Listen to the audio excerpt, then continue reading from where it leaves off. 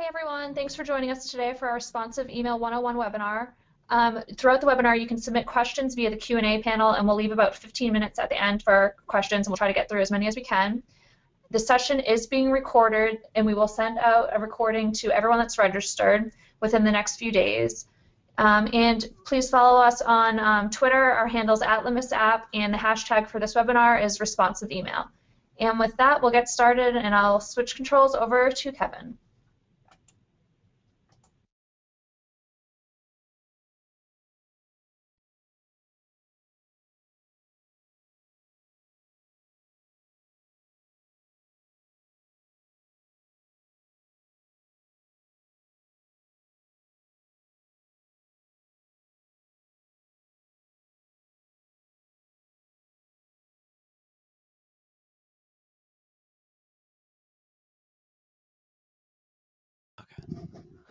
Thanks, Lauren.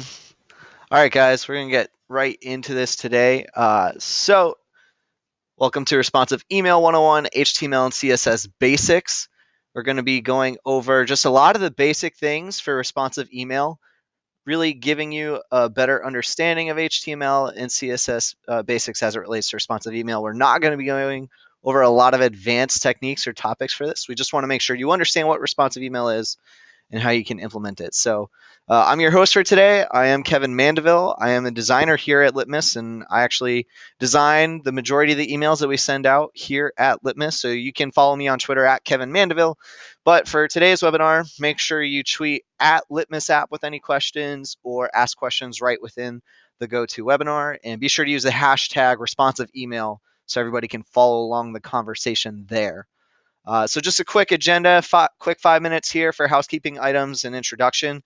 We're going to spend the next 20 minutes going over slides and really understanding responsive email.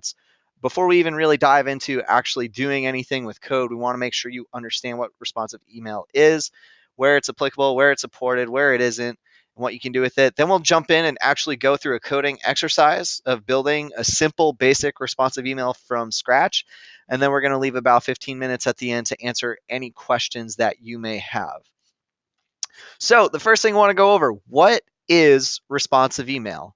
And I essentially tweaked what the responsive design definition is for web design. And it's a little bit, hard to put it in the same context for responsive email. But responsive email, it's essentially email that responds to the subscriber's environment based on their screen size and email client and their environment. It's a very big factor, the email client that we get into. So that, in a nutshell, is basically what responsive email is. Here's a great example that shows what you can do with responsive email, and it's an example from Twitter. And you can see here that they've actually moved a whole bunch of things around. You can see the Twitter flag ribbon that they have on the top left for mobile was moved to the right. They stacked columns with their key image and then headline and subparagraph. They even changed the button content and button copy and text for the main call to action button for mobile. So there's a lot of things that you can do to make a design respond to the environment that you're in. And this is a great example of one that's responded for a mobile client. And we're going to go over a whole bunch of more examples of all this as well. With responsive, that's what you can do. You can resize content. You can make images larger, smaller, text larger, smaller. You can actually hide or show different content based on the experience. You can stack columns and move layouts around. So there's a whole bunch of different things you can do with responsive email design. And a big thing that I want to clarify, which we'll get into later, and I'm going to show you actual examples, is that there's a difference between these three key things, which a lot of people get confused. The first is a fluid email, which is essentially a full width of a single viewport or breakpoint. It's basically just 100% width, and if you scale it and move it around, it's just maintaining its 100% width. It's not really, doing anything besides that. Then there are adaptive emails or design, which a lot of people confuse with actual responsive email. What adaptive does is it essentially has fixed widths at multiple viewports or breakpoints. So if you had an email at 1,000 pixels wide for, a standard base, and then you resize the screen down to 600, then it might jump down to 600. But it's always at fixed widths at multiple breakpoints.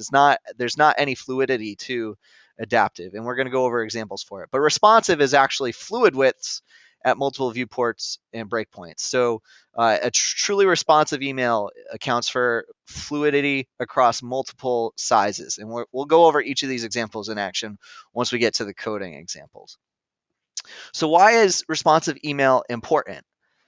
So if you look here at our graph, it's an actual environment growth of mobile, desktop, and webmail email since 2011. We at Litmus actually we track with our email analytics, and we track over 1 billion emails a month now as to what emails are going out and where people are opening them. And the major trend that you'll see here is that mobile started all the way down at 8% in January of 2011. And if you look up to today, in January, it's all the way up to 47%. And you can see desktop is all the way down on the decline and mobile's on the rise. Webmail has stayed relatively flat, but mobile is on the major increase. And if you just single it out, just look at how big that rise is.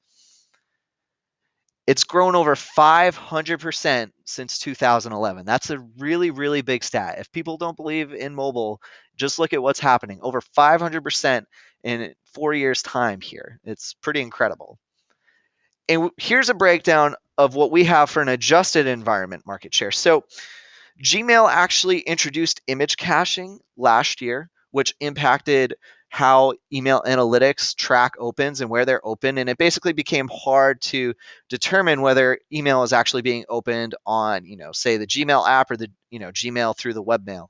And so we've actually adjusted these figures to account for the discrepancy between the new reporting.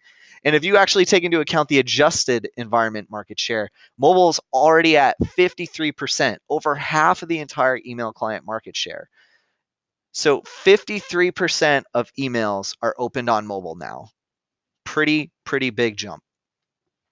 And you can go to emailclientmarketshare.com to view our stats every single month with updated numbers on the email clients. And Lauren is actually tweeting out this link at Litmus app right now as well on Twitter for you to follow along with. So be sure you're following. She's going to be sharing some awesome links as I go through the presentation.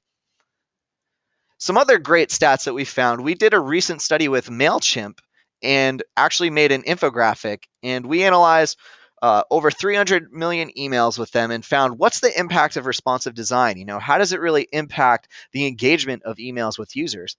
And we found that there is a 15% increase in unique clicks for responsive emails compared to non-responsive emails.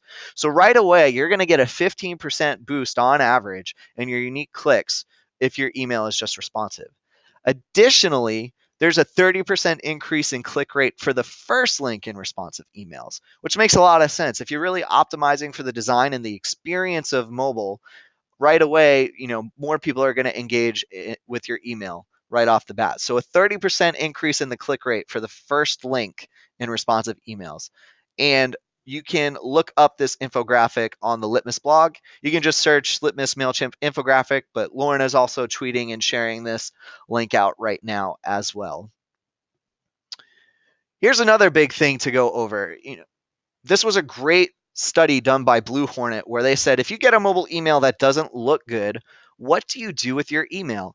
And over 80% of the users said they just delete the email. And over 30% said they unsubscribe. And I know this doesn't add up to 100%, but this is because they're doing multiple actions. So a lot of users are not only deleting their email, they're also unsubscribing from your email as well. So there's maybe this whole myth between, people will read it on desktop later, or they'll read it anyways, even if your email isn't optimized for mobile. And that's just not the case. The majority of users are deleting your email and unsubscribing it if it's not optimized for a mobile experience. Users are expecting a great mobile experience now. And that's what, aside from all these numbers as to why responsive email is important, you just want to make sure you create a great experience for your subscribers. If you really value design and you really value your subscribers, you want to be able to create a great experience for them. This is a great example here of our marketing manager, Justine, who had to go through this transaction with Bank of America through their website and an ATM transaction. And this was the email she got from them after the fact, which really just isn't a nice email for something that was mobile first, through the website, through her experience. And to get a non-optimized email from that experience, it's just not ideal. So we want to make sure we're taking care of our users, really caring about our users, and providing a good experience for them on mobile. So here's probably the most important section of the entire webinar, if you ask me. And this is the question, where is responsive email supported? So the thing about email is that it's very fragmented with various email clients and apps. There's just so much fragmentation, and there's very different support with all these different email clients. And the one thing that you may not know is that responsive email is not supported everywhere. It's not. No matter what you do, if you want to be able to get responsive email to work everywhere, you're going to have to use workarounds simply because responsive email isn't supported everywhere. Not every single email client or email app supports it. In fact, only 47% of the email client market share supports responsive email. And that's large in part due to Apple Mail and iOS, and basically the Apple products being able to support responsive email. A lot of the other email clients and apps do not support responsive email. So this is a key consideration that you need to take into account when working with responsive email. And another big thing too, which is a common misconception, is that responsive email support is not by device, it's really by app. So you can't say, oh, responsive email works on an iPhone. It depends. In this example here that I'm showing you, responsive email is supported on the right by the native Mail app in iOS, but it's not supported by the Inbox by Gmail app in iOS. So it's the same exact device, both on the iPhone, but using different apps, and there's different support for it.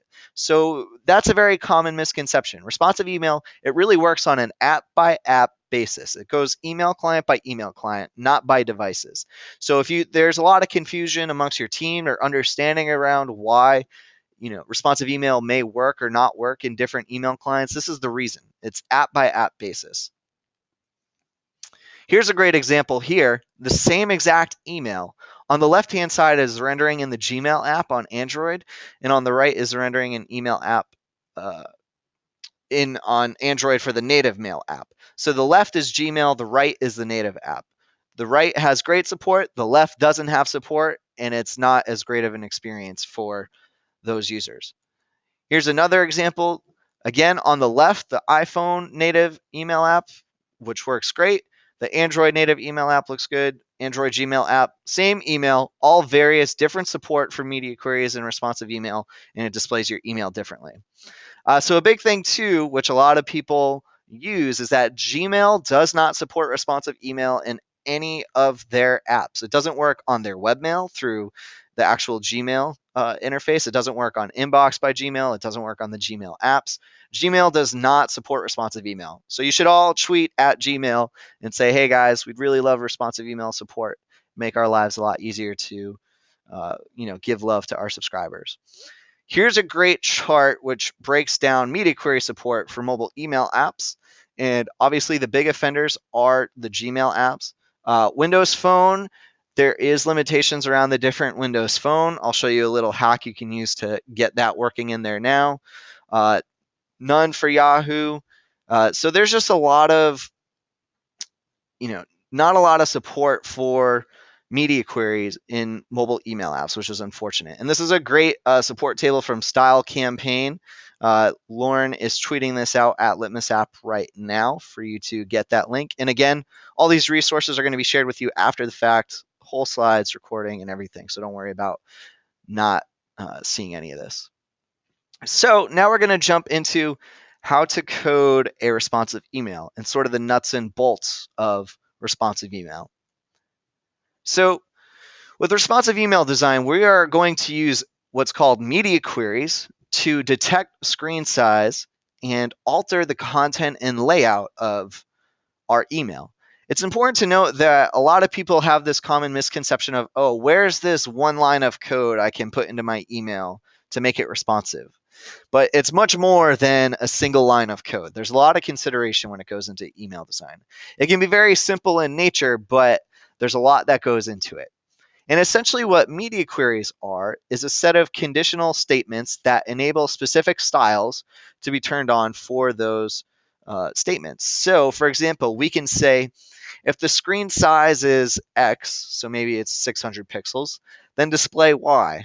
Display this image that we only want to show for mobile. Or if the screen size is X, then increase the headline size, the font size, to be Y.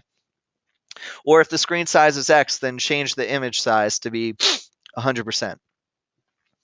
And again, it's important to note, as we just went over, media queries aren't supported everywhere. So I'm going to walk you through some of the basic concepts of responsive email, and then we'll get into the actual coding exercise. So we'll walk through it here first, and then we'll go through the actual coding exercise. So here we have our HTML element of a table with an attribute with a width of 600. And then to make our to be able to target this for responsive email, we need to add a specific class for a mobile styling. So here we're going to add a class of responsive table.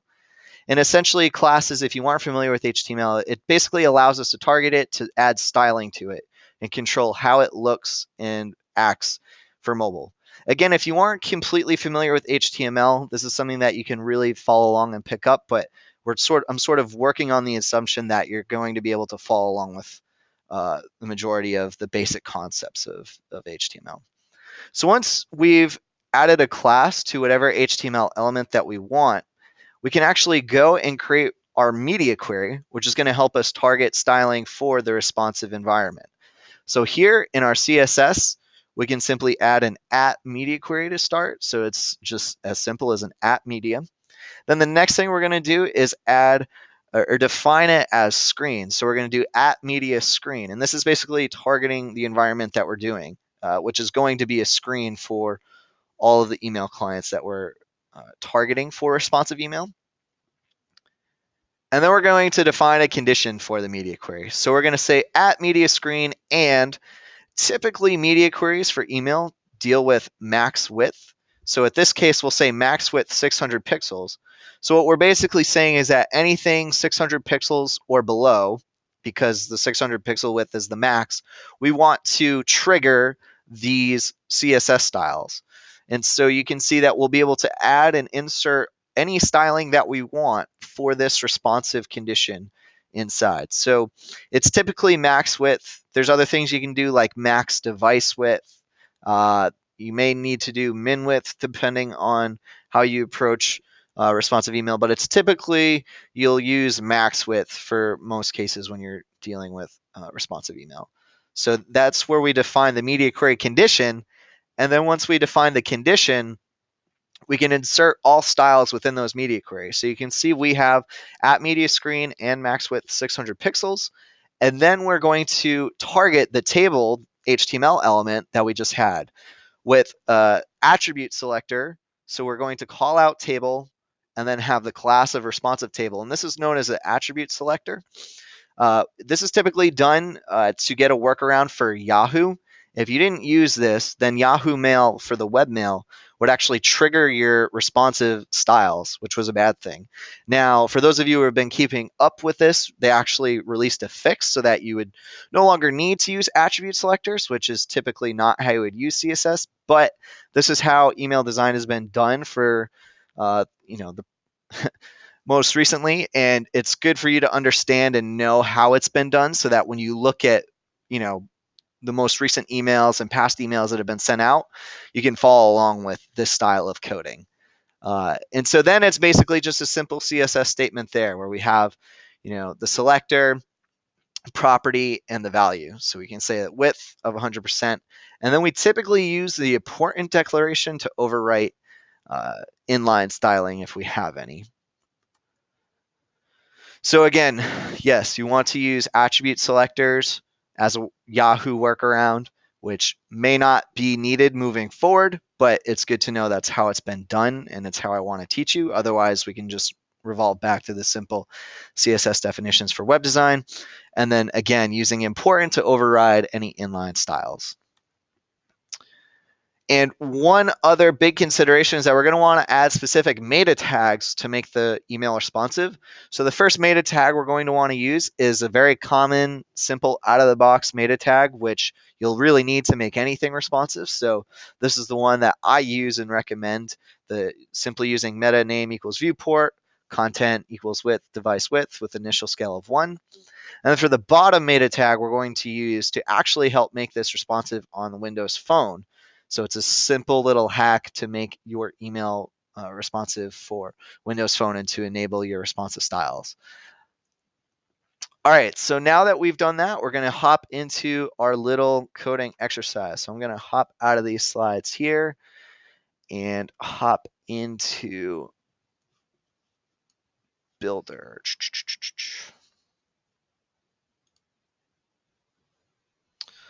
So the first thing I want to do is show you let me just increase the font size here so you can better see this. So essentially, I'm going to go over just the simple examples that I talked about before as to what the differences between fluid, adaptive, and responsive are. So this is an example of a fluid email where if you have it at its set width and you resize it, it's simply just holding 100%, but you can see it stops being responsive at a certain point. It's simply just maintaining 100% width here. And that's what a fluid email is. It's just maintaining the full width of its container. For an adaptive email, it's a little bit different. And this is a great example of an adaptive email. What you can do is you can resize, and you'll see that once you hit a certain breakpoint, it jumps and it resizes to a fixed width. You can see it's not actually fluid. So if I resize, it's not being fluid, it's just a fixed width. And then if I hit another breakpoint, there it is with another fixed width as well. So it's simply fixed widths at multiple breakpoints, and it's not fluid. And then an example of a responsive email would be something that's completely fluid at multiple breakpoints. So here you can see once I hit a breakpoint, it's completely fluid in rescaling and resizing no matter what size I move it at. So that's what a responsive email is and what we're going to do for a very simple one. So Lauren is actually going to tweet out the final version of what we're working on so that you can follow along if you happen to get lost or just think it's a lot to be copying and pasting or trying to retype or redo what I do. So she's going to be tweeting that out right now at Litmus App for you to follow along with the builder link that we have. So the first thing that we're going to do here is start to build out our structure and our foundation with our HTML. So I'm just going to leave a little comment here to call this full width container just so you can see what we're doing. And we're going to just build out a simple table.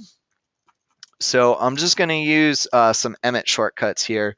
If you aren't familiar with Emmet, it's simply a shortcut way of writing HTML. You can go to emmet.io for more, but I'm just going to use that to help speed some things up as I show you. So here we have our basic first table structure. And what we're going to do is just add some simple HTML attributes to it. So the first thing we're going to do is add a width of 100% to it. We're going to put cell spacing at 0, cell padding at 0, and a border of 0. And that's going to create our first full width container. So there's nothing going on in our email right now. It's just a full width table. But now this is where we're going to put in the rest of our content. So the next thing we're going to do is we're going to nest a table inside of this full width container.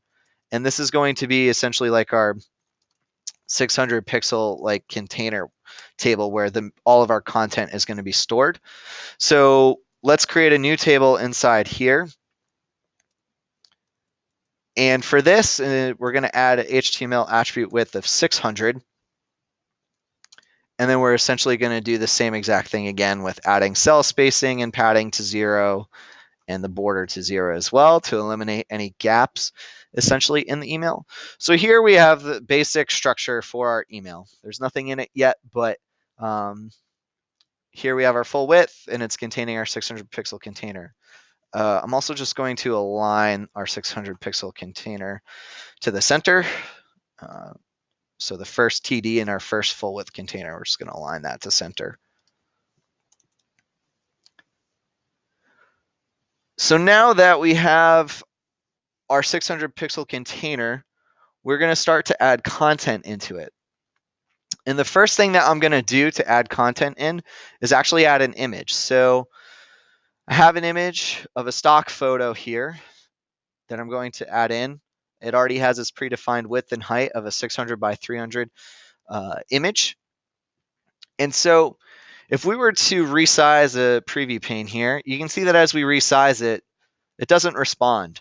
So the first thing I want to go over is how to actually make your image responsive. So what we're going to do in the head of our document is we're going to add in our style. So we're going to do style type equals text slash CSS and close that. And then we're going to add in our CSS here so that you can see everything all in one fell swoop. So to start, let's start with our media query. So we're going to do at media screen as we talked about to define it. And then we're going to add our conditions. So we're going to say and we're going to do a max width of 600 pixels. And then we're going to add our braces so that everything now inside of this media query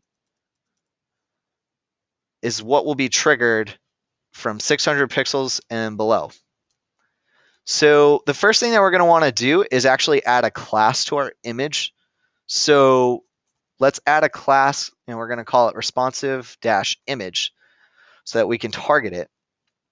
And then inside of our media query now, we can actually target the HTML element with the attribute selector. So we're going to do img, then use a bracket and use the class of responsive-image, introduce another opening braces and closing brace. So then we can now put our CSS for this actual image right inside here. So let's put a max width of 100%. And since there's inline HTML attributes, we actually need to use the important declaration to overwrite this. And then let's also use height of auto. So that will automatically adjust the height for us. So now, as we resize the image, well, actually first, we need to resize. I skipped a step with resizing our table. It's pretty important. So before we can resize the image and make sure that's responsive, let's make sure we resize our table, which is fixed at 600 right here. So let's add in a class of responsive-table. And then up in the media query, we can target this. Again, this is a table HTML element. So we're going to target it using table in the attribute selector, and then with a class of responsive-table. Do our opening and closing braces, and we are going to change this to a width of 100%. And again, since it has an inline HTML attribute, we're going to use important to override it. And now, when I resize it, you'll see that the image is now responding exactly as I'd like it to behave. It's being responsive. So that's right away. This is how you can see with just a very simple structure, we're already getting into responsive elements here, which is really nice, simple, and easy. So now that we have an image in there, let's actually add some text. So let's create a new table row with a new table cell. And inside here, let's put in some, actually, let's put in our headline. So let's say I and heart stock photos.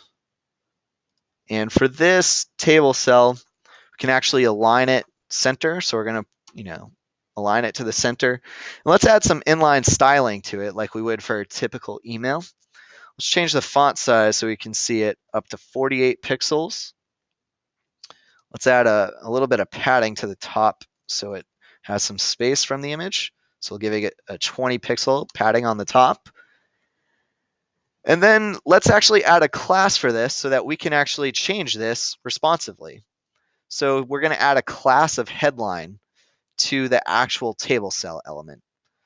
So now if I go into our media query, let's actually switch it up and change it for mobile. So since this is a table cell and a TD, we're going to use TD to target the HTML element in our attribute selector using a class of headline. And we can really change whatever we want about this headline. But for this, let's actually make the font size a bit smaller for mobile because we don't need it to be as big for mobile. And again, since it's an inline styling, we'll need to use the important declaration for our font size. Let's actually do something different. Let's change the background color too. So let's change the background to a color of, I'm doing hexadecimal 2 across the board.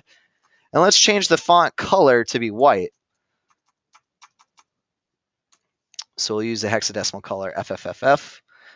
And we'll also add a padding to the bottom of it as well, since we're going to have equal padding. So padding bottom of 20 pixels.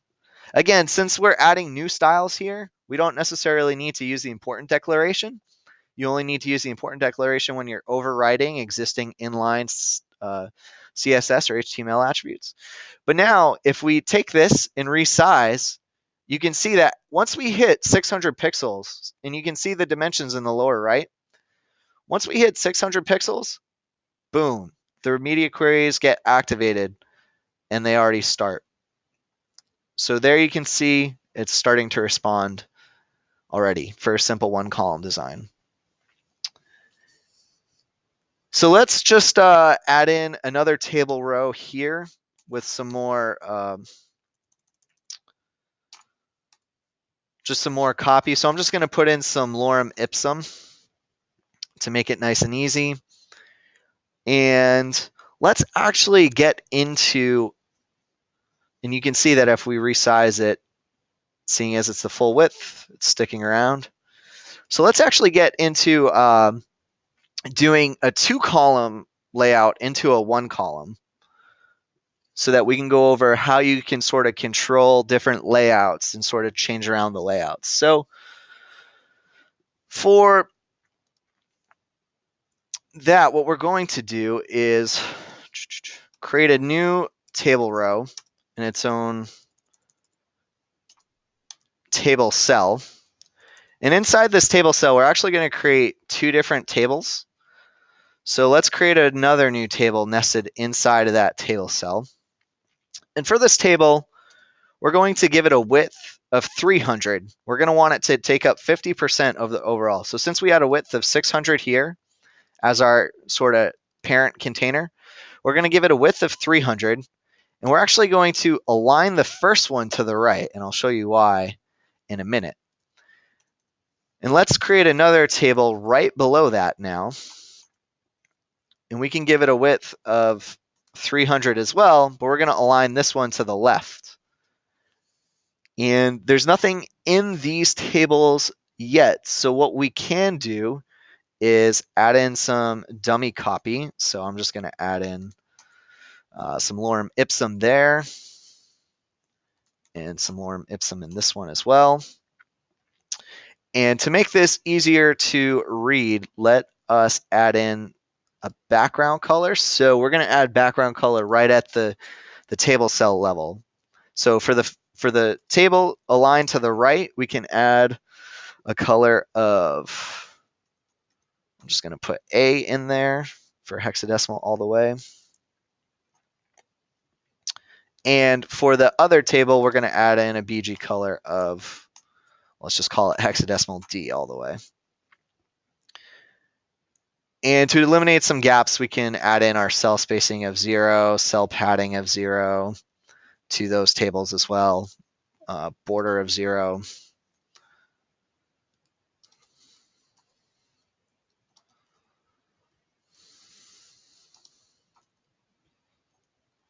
So here you can see that we have our left table and our right table with 2 columns. And if we resize it right now, they're fixed widths, right? We define them at fixed widths, which you'll generally have to do to make them work for a desktop view. But in mobile, they're all whacked. And what we want to do is we actually want to be able to stack them. and make them behave. So what we can actually do is we can actually give each of these tables their own class. So let's give it its own separate class. We'll call it responsive table 2 for each of these, because all we're going to be doing is controlling the width of them. So what I can do is go back up to our CSS for our media query. I'm actually just going to copy and paste our first style, and I'll show you why, because we're going to add some styling to the first table here. So now these tables should respond once we hit our breakpoint of 600 pixels and both be 100% wide.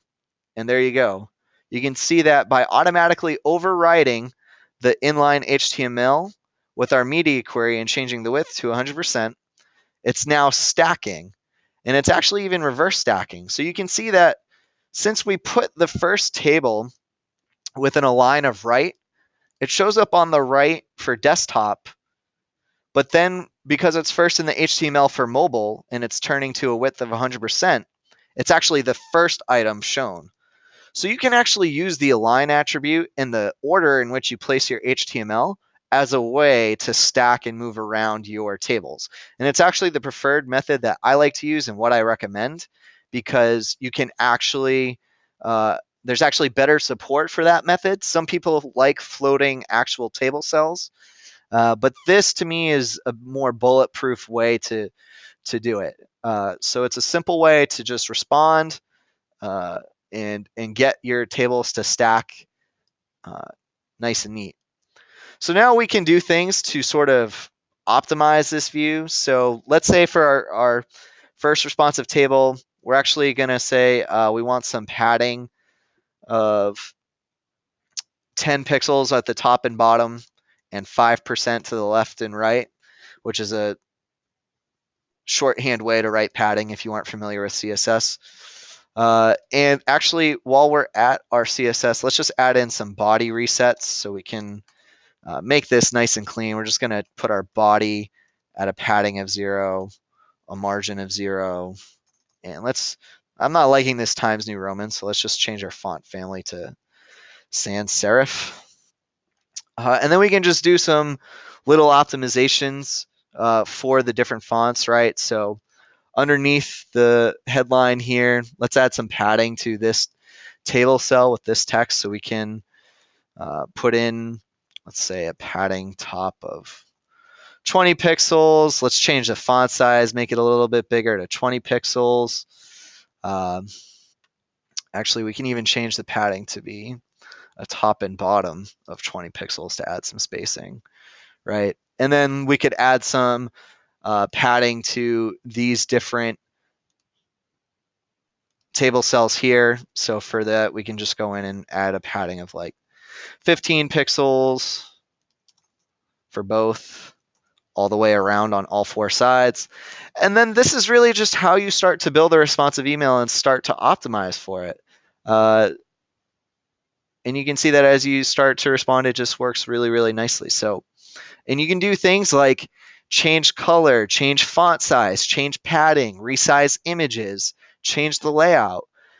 There's really anything that you want to be able to do, you can do with the media queries where it's supported. There's a lot of awesome things that you can do. So again, Lauren, the one final thing too that you don't want to forget, it works since we're in the browser and it works great. But we want to be able to add in the specific meta tags that I talked about before when you go to testing. So I always forget to do this sometimes myself because I'm somebody who leaves it last. I should leave it first. But up at the top, you just add in a separate meta tag. So let's add in the one that will make our email responsive. So we're going to do meta name equals viewport. And then we're going to do content equals width equals device dash width, comma, initial dash scale equals 1. And that's our first meta tag, which will help make it responsive and sort of not resizable or scalable for devices. And then our second meta tag is going to help us with the Windows Phone. So we'll add in meta, and then we can do http-equiv equals capital X dash capital UA dash compatible, and then put in a content attribute of IE equals edge. And we can just do whatever with those. So those are the two meta tags that you want to put up at the top, which is in the head section of your HTML. And those should be the first things that you want to put in along with setting your character definition. So again, this is just a basic understanding of responsive email and how you can build a simple responsive template. It definitely gets a lot harder. It's important to note that I just use the styles and the HTML to sort of show you how to use responsive email. It doesn't take into account all the email things you need to do right now. So if you were to just run this test through different email clients, it's not optimized for everything. I specifically left out a bunch of code.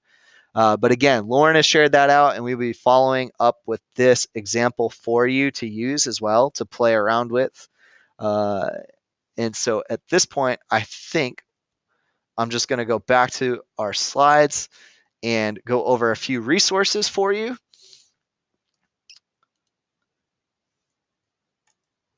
So here's a bunch of awesome tools and resources. So one of the great ones here, we have an awesome infographic, sort of the how-to guide to responsive email design.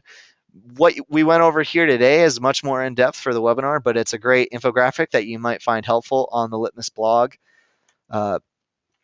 If you aren't familiar with code or don't really like using code, here's a couple of great resources I recommend for using drag and drop editors to build responsive email. The first is called Stamp Ready. So you can go to stampready.net. It's really cool. They have these draggable modules that you can just drag and drop and create emails and sort of edit with the WYSIWYG editor instead of actually managing code. So that's a great resource for you. Campaign Monitor has an amazing drag and drop tool called Canvas. We love Campaign Monitor, absolutely recommend them, really slick tool. So that's another awesome drag and drop editor for you to use to build emails.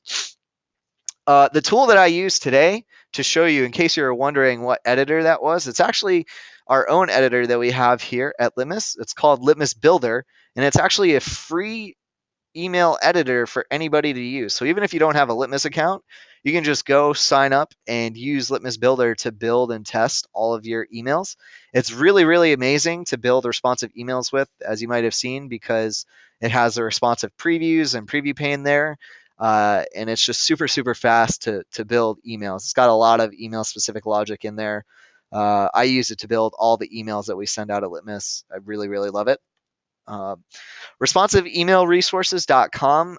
So Brian Graves is an amazing email designer who has put together this awesome site. And there's also ResponsiveEmailPatterns.com as well for those of you who want to get into code. But it's an amazing list of responsive email resources. Definitely a go-to. MailChimp has an amazing, basically library of information over at templates.mailchimp.com. Basically, all the knowledge they have about HTML coding is there. So you'll find a lot of good stuff on responsive email. Campaign Monitor is a great resource. I've already recommended their tool Canvas, but if you go to campaignmonitor.com/CSS, they have this amazing support table for CSS. So for the main email clients, you can see what CSS is supported. Very, very helpful, especially for iPhone stuff, for mobile. If you ever have a question about sort of email coding or email design and development, we at the Litmus community have this amazing forum of email designers asking questions constantly and helping each other answer them. So if you're stuck with responsive email at any point in time, you can go to litmus.com/community and post any question you have or any problem that you have. And there's going to be this amazing community of email designers to help you. So it's completely free. Again, all you need to do is just create an account and just ask away questions. It's really helped me out too with overcoming a lot of the challenges that even we have here at Litmus, which is really, really cool. So definitely check that out. We also have a cool tool called Scope. So you go to litmus.com/scope. And basically, if you ever see an email that you really like, especially if it's a cool responsive thing that you saw, you can use Scope to actually inspect and see what the code is for an actual email. So you can see what cool techniques they used, etc. And it also creates a shareable version of the email. So I use it all the time and highly recommend it if you're trying to see how people are doing what they do with email. And again, just another plug for Litmus. You can actually test your email in over 40 different email clients with Litmus. So it's really great for troubleshooting, and testing your emails. We've got a bunch of mobile devices for iPhone, Android, iPads, and the different email apps. It's really, really great, really, really easy. And especially if you use Litmus Builder, it's got one-click testing integration, which is pretty killer. So we actually have a coupon code for you guys. If you go to litmus.com/gift card and input the coupon code responsive email, it's actually a 14-day free trial of Litmus. So you can get 14 days of testing for free. So I highly recommend you check it out, which is awesome. And I guess with that, we now have some time to take some questions and some Q&A. I'll try to help and answer as many as I can for you guys. Thank you, Kevin. There were a ton of questions during this, so we'll try to get to as many as we can, and we will answer the rest of them in a follow-up blog post that recaps everything that Kevin has covered. And like he already said, we will be sending out the slides and recording within the next few days for this. And with that, let's dive into the questions. Do you think that the mobile rise has reached saturation, or do you think that it's going to continue to rise and get up to 70%, 80%, and so on?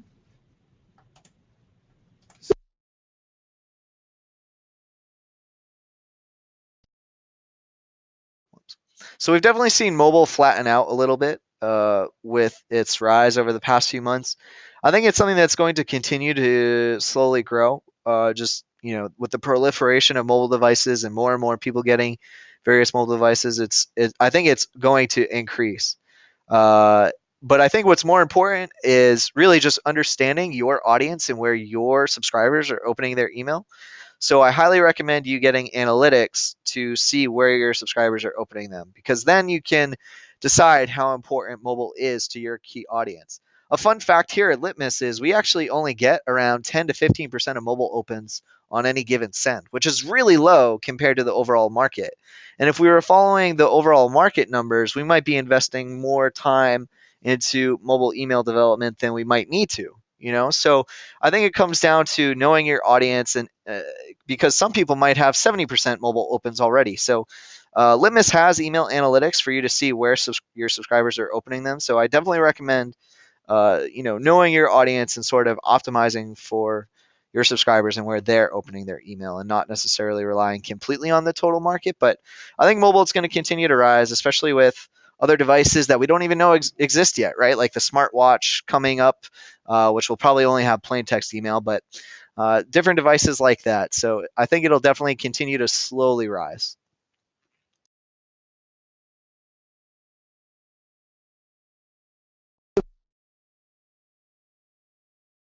There were a few questions about covering the difference between adaptive and responsive design, just clarifying the difference. Sure. So with adaptive design, it's essentially fixed breakpoints or fixed widths at multiple breakpoints. I'm actually going to exit out of this slide really quickly here and go back to some of the examples so you can see.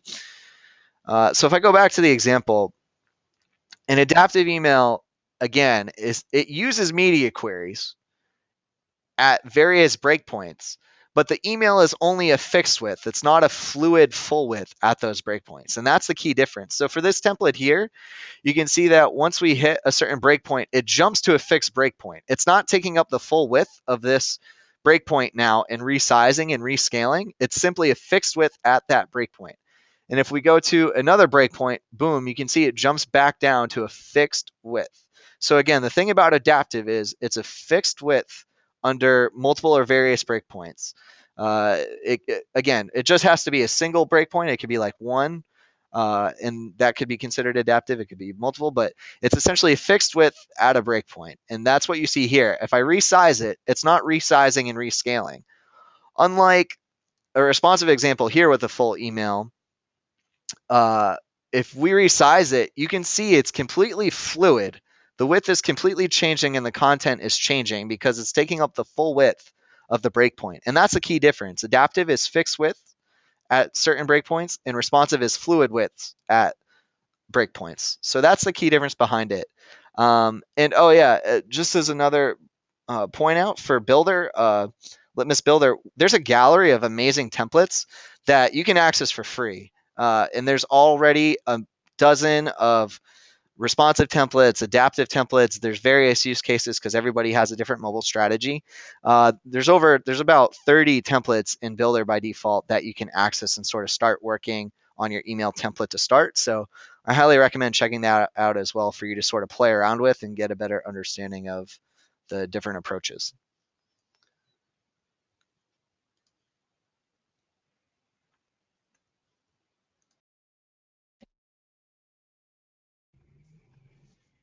One of the questions was how starting responsive design, it seems a lot very overwhelming. One client supports, another one doesn't.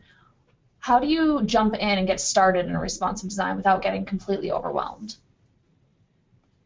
Yeah, that's a great question, and I think it's something that every email designer struggles with because there's so many moving variables and parts.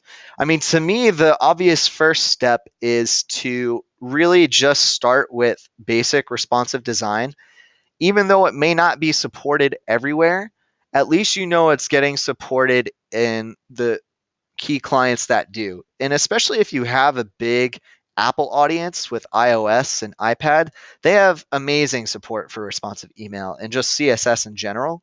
So even if that's what you're doing at a bare minimum, is starting to use media queries and basic responsive email, even if you aren't getting into super advanced tactics and worrying about all the email clients, at least you know you're doing everything that you can right off the bat to start to provide a great experience for certain subscribers. And the great news is that Apple does control a majority of the market for mobile users. So I would say that's a great first step. And then you can get into, as you start to develop and grow, your email campaigns and your email development strategy, you can start getting into more advanced techniques, which actually I'd like to go over in a future webinar to get things working well in the Gmail app, for instance, to really optimize the experience for those subscribers. So I would just say, just start doing basic responsive email, and hopefully these email clients will start supporting responsive email soon enough too, with how important mobile is becoming for a lot of their users. So, hopefully that happens too. And then that way, if they start supporting responsive email, then you don't even have to do anything if you're already, using the basic responsive email concepts that you should be. So that would be my recommendation to start, is just do that. And if the coding aspect overwhelms you, use the free tools like Stamp Ready or Canvas that will help you just essentially drag and drop and build an email, and they sort of take the hard development work over of coding. And that's what I would recommend if you're just trying to get started and feel like it's very, very overwhelming, even at the coding level. Thanks, Kevin. What are the most common breakpoints that you should be using in responsive design? What do you recommend for using for breakpoints? That's actually a great question. So traditionally, you'll see a lot of emails use a 300 pixel breakpoint for the width because that's what iPhones were for their typical size. However, with the introduction of the new iPhone 6s, the new iPhone 6 and 6 Plus, a lot of Samsung Android devices, which are bigger, screen sizes are getting much, much bigger now. So I think it comes down to your strategy. I know at Litmus we actually use one breakpoint, like we have our fixed width at 5 or 600 pixels, and then you use one breakpoint and make that completely responsive, which works really well since we have a one column design even for desktop. So if you're using one column design, that could work out really well for you. Maybe just starting your breakpoint at a larger size than maybe it typically would at 500 or 600 pixels.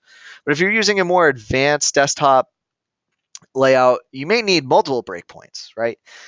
The key metric that I would use is that the iPhone 6 Plus is actually at 414 pixels now. So I think you need to start accommodating for a mobile optimized view at 414 pixels. And that's where your media query should, at the very least, start. Because, and then it's a whole bunch of fragmentation below that. So I would say at the very bare minimum, your media queries should start and be triggered at 414 pixels. Great. There were a few questions about the code that you used. One of them was the fact that you didn't inline any of your styles. So would that be supported universally? And is padding supported across all of the major clients? Sure. So padding is very well supported across clients, and that's why you'll see me typically use it for everything, even if you think, oh, you should be using margin. Margin does not have great support, so I highly recommend using padding. And in terms of not inlining, so for media queries, you can't inline CSS with media queries. Your media queries have to be in the head of your document for your style, in your style tags. They can't be inline. That's sort of how media queries work. So if an email client doesn't support styles in the head, such as Gmail, then your media query will get stripped and it won't work. And that's why I went over the whole section of how responsive email isn't supported everywhere. So there's really no workaround for that other than, uh, you know, this gets into a bit more advanced techniques, but there's things you can do to optimize your email as it looks sort of without media queries for mobile and sort of taking a mobile first approach. And that's something I'd love to go over in a future webinar. But that's essentially what you can do is you can, optimize your email for the mobile view in certain apps like that right away with inline styling, and then provide further enhancements for email clients that do support responsive email with media queries. But media queries cannot be inline; they have to be in the head of your document.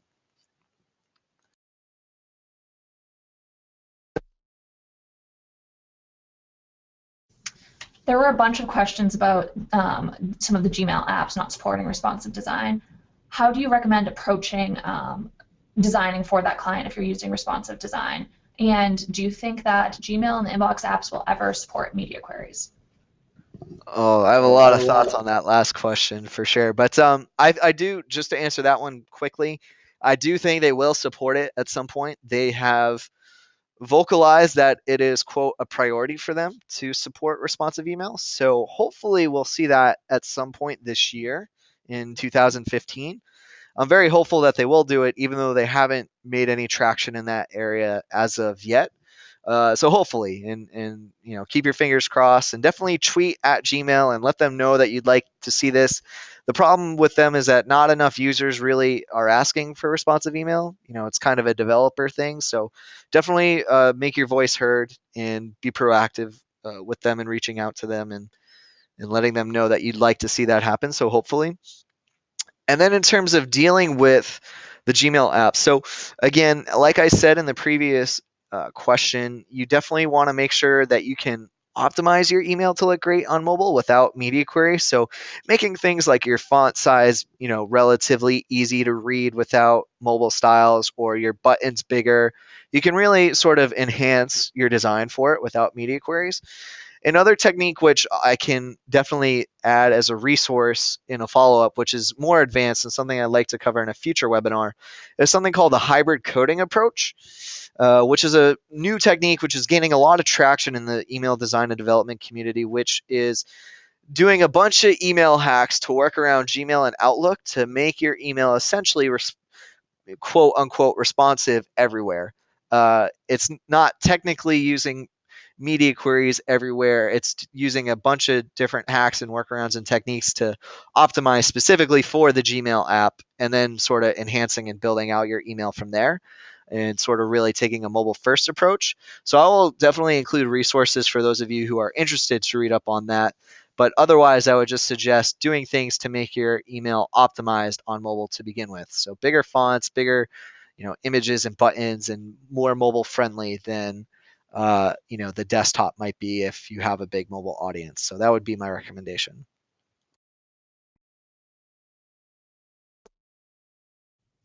Thanks, Kevin. And this is actually kind of a follow-up question to that. If you're using responsive design, but it's not supported in a specific client, say the Gmail app, what will it show in that client? So it will show what your email looks like without media queries.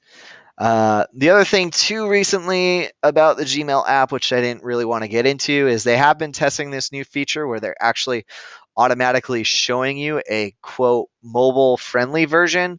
And basically what they're doing is just bumping up the font size for you, which if you're using a desktop first layout, which is typically what I use a lot as well, can actually break your design. So it's something that you definitely need to test and look out for. And again, that's where, if you have a big Gmail audience, there's the different approaches that we talked about.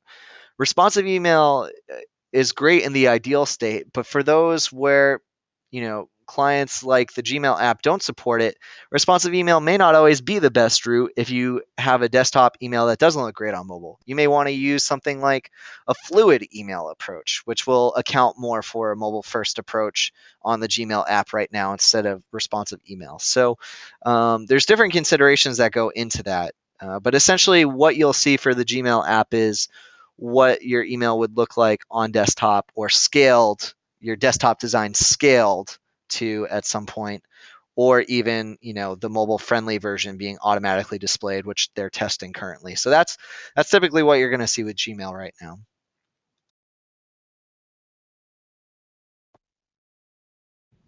now. Do you recommend using pixels or for font measurements?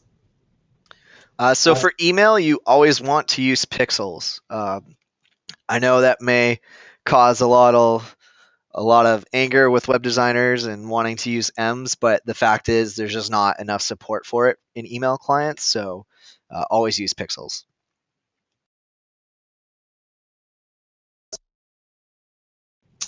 A few people were asking after looking at your code in the example email why you were using tables rather than divs. Sure. So if you aren't familiar with email design, the reason we don't use divs is because they are not supported in all email clients, which I know may be a shock for some, but it's just not supported, specifically as it pertains to Outlook, which is a very big portion of, or a considerable portion of the market, especially if you're a B2B company like us. For Litmus, we have, 35% of 40% of our audience uses Outlook to open our emails. So what you need to do is you actually need to use tables to make sure that your layout is a sound foundation and structure and can actually render properly. Otherwise, it's just going to be broken in a lot of the email clients. So that's the reason why we use a table structure for email design instead of divs. And until email clients get better rendering engines, if you didn't know, Outlook 2007 to 2013 actually uses Microsoft Word as a rendering engine. Not even, they went from Internet Explorer in 2000 to 2003 to upgrading to Microsoft Word as a rendering engine. So there's just a lot of rendering engines out there that don't support divs in the div structure right now, which is why we need to rely on tables for our email design. The good news is that tables can be used with responsive designs. So that is the good news about it.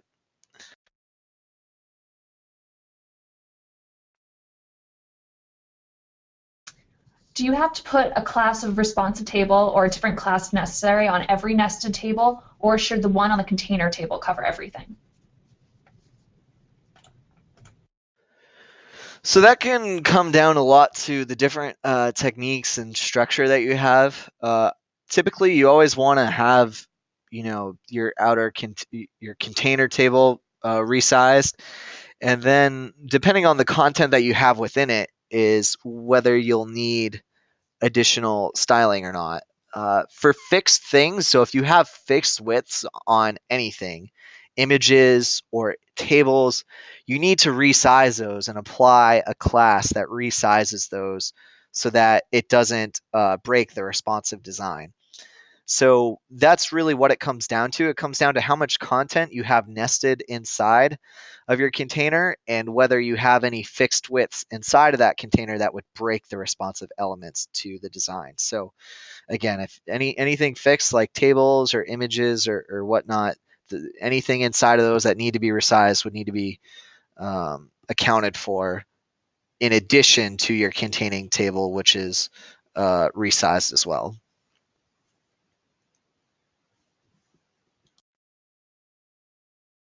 We're 5 minutes past the hour, so I'm going to start closing up the questions. I do have one last one.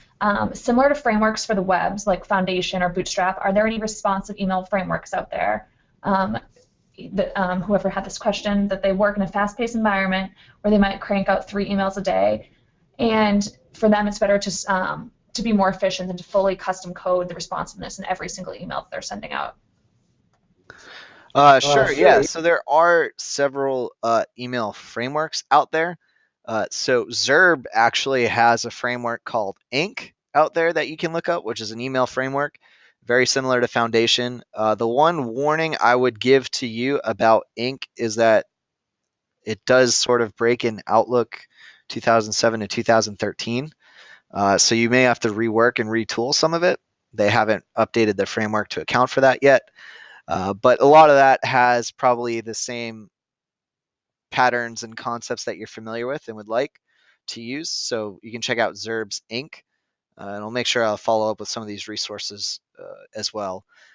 There's also a cool SAS framework called Zenith by Alex Ilhan that you can look up on GitHub, which is cool because it's really taking in some modern components. Dan Denny has an awesome setup called Email. It's like EMAYLL, and it uses sort of Jekyll and Front Matter as a way to manage emails and produce emails. There's a whole bunch of awesome stuff on GitHub if you really look into it, especially even grunt tasks and gulp tasks for sending out email tests and sort of automatically inlining CSS and optimizing images and just running certain tasks like that. So if you're looking for more developer resources, feel free to tweet me at Kevin Mandeville as well, and I can easily follow up with those with you. But yeah, those are some of the cool things that are happening off the top of my head, but there's a whole bunch of awesome stuff out there for more developer focused resources. Great, thank you, Kevin. And with that, we still have so many unanswered questions that we will definitely get to in a follow-up blog post. And we definitely plan on doing more webinars like this in the future due to the popularity of this one. We'll probably do one similar to this as well as ones that are more advanced. So stay tuned for emails and tweets about those. And stay tuned as well for the recording and slides, which we will be sending out within the next few days. Thank you, everyone, for attending.